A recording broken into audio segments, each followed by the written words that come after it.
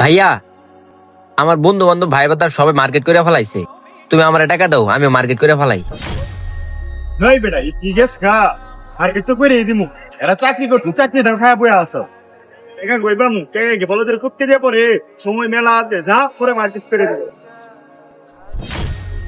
ভাইয়া, আব্বার যদি আগের দিন থাকতো না, তাহলে আর মার্কেটের টাকা তোমার কাছে চাইতাম না, আব্বার কাছেই চাইতাম। সমস্যা নাই, তোমার মার্কেট করে দিতে হবো না, থাকো যাই।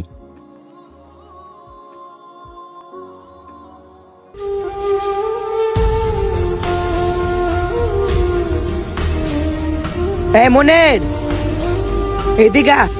হ্যাঁ বন্ধু বল। ওঠ। কেন, কই যাবি? আরে বেটা তোর উঠতে করেছিস বেটা, ওঠ বেটা।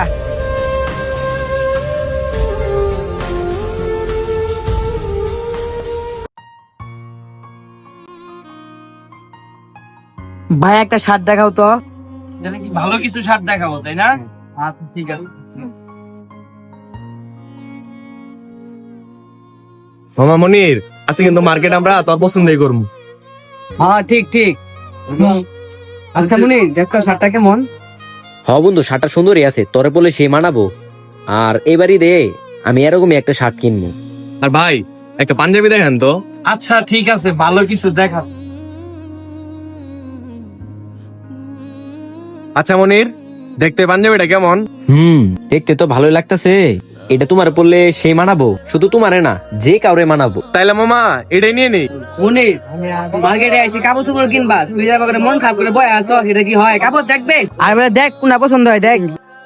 বন্ধু, ঈদ তো আর কালকে না যে আজকে আমার কাপড় কেনা লাগবো।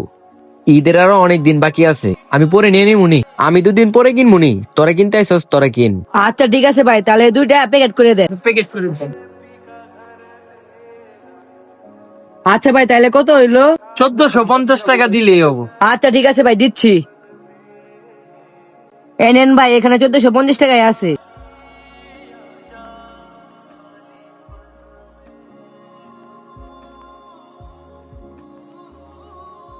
আচ্ছা বন্ধু, তাহলে তোরা যা, আমি বাসায় যাই।